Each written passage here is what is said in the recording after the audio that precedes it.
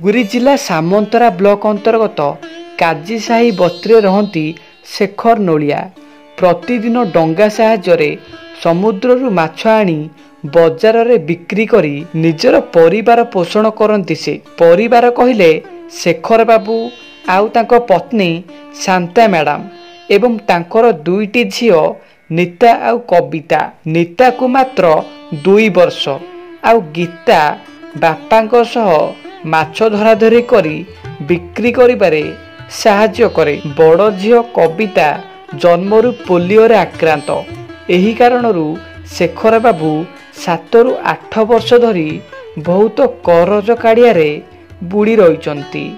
माछ व्यवसाय जहाँ भी किछि रोजगार करती निजर परिवार भरण पोषण हो जाए। शेखर बाबू नोलिया जातिर हेले कौन हैला, से किंतु महाप्रभुंकर बहुत बड़ भक्त। सबुदिन समुद्र को जीवा बाटरे आंजुलारे बाली आंजुड़िए धरी महाप्रभुंको नाम नहीं टेकी दे जाए। महाप्रभुंको दयारु भी सबु किछि ठीक चलु थाए। गोटे दिन कौन हेछि ना समुद्र को जीवा बाटरे शेखर बाबू को गोटे शून्यवाणी शुभिला, जेमिति कि किए गोटे तांको कानरे आसिकी कहि दउची, हे शेखर तो झियो आउ नाही रे, तो झियो आउ नाही। शेखर बाबू हठात व्यस्त विब्रत होई डंगा धरी बाहरी पड़ती घर को आसी देखती तो स्त्री आउ 2 झियो घरे नाहांती।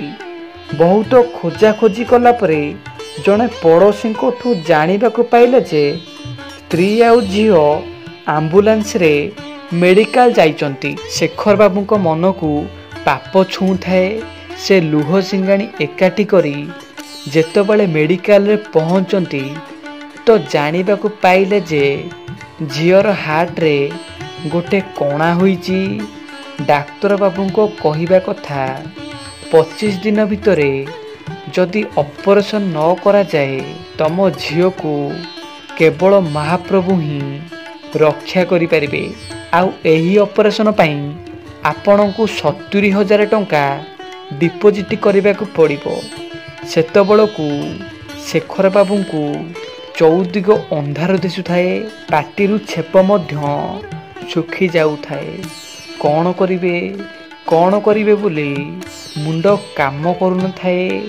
सेतबेलकू राति प्राय 11टा बाजी सारलानी। ता पर दिन शेखर बाबू स्त्री को छुआ पाखरे छाड़ी देई बाहरी पड़ती पैसार बंदोबस्त करने। परिवार वर्ग कुणिया मैत्र सबुआडे बुली आसिलोनी। टंकार किंतु जोगाड़ हो पारा नहीं। तथापि शेखर बाबू धैर्य धरी बाहरी पड़ती समुद्र भितर को माछ धरिबा पाई। सेतबेलकू राति पाखापाखि 9टा बाजिगलानी। एपटे प्रबल वर्षा जोगु मत्स्यजीवी मानंकु सरकार मना करिसंती समुद्र भितर को जीवा पाई। शेखर बाबू किंतु आग पछ विचार न करी डंगा धरी पशिगले समुद्र भितर को। से समय रे ढू ढू वर्षा हेउथाए। बिजुली जे आकाशरू छिड़ी पड़ुची। तथापि साहस न भांगी आगे जाती। से बहुत चेष्टा कला पर भी जेतिकी भी माछ धराई पाखापाखि 1200 टंकार माछ हेब बोधुए। एपटे झियर ऑपरेशन मात्र 4 दिन बाकी थाए। कौन करिवे बोली मुंड काम करू न थाए।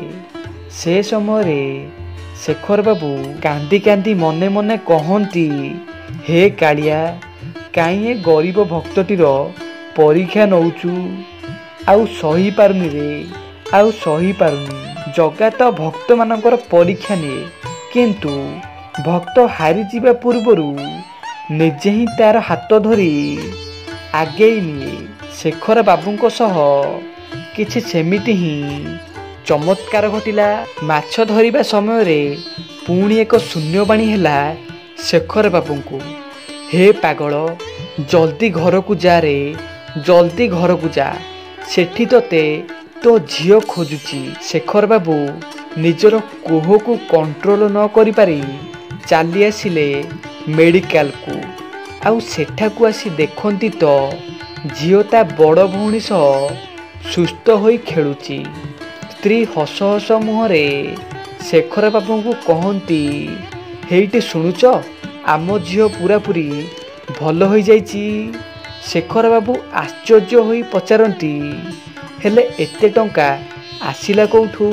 ସ୍ତ୍ରୀ କହନ୍ତି, ତମେ ଜାଣିଛ, କିଏ ଜଣେ ଅଜଣା ବ୍ୟକ୍ତି ଆସି ଆମ ପାଇଁ ଟଙ୍କା ଡିପୋଜିଟ୍ କରିଦେଇ ଯାଇଛି। ଶେଖର ବାବୁ ଛଳ ଛଳ ଆଖିରେ ମନେ ମନେ କୁହନ୍ତି, ହେ ପ୍ରଭୁ, ଜଗତର ନାଥ କାଳିଆ ବଡ଼ ସାଆନ୍ତ, ଧନ୍ୟରେ ତୁ, ଧନ୍ୟ ତୋର ପ୍ରଭୁ ପଣିଆ। ଏହା ଥିଲା ଶେଖର ନୋଳିଆଙ୍କର ମହାପ୍ରଭୁଙ୍କୁ ନେଇ ଛୋଟିଆ ଅନୁଭୂତିଟିଏ। ଭିଡ଼ିଓଟି ଯଦି ପସନ୍ଦ ଆସିଛି ତାହେଲେ ନିଶ୍ଚିନ୍ତ ଭାବରେ କମେଣ୍ଟ ବକ୍ସରେ ଜୟ ଜଗନ୍ନାଥ ଲେଖିଦିଅନ୍ତୁ।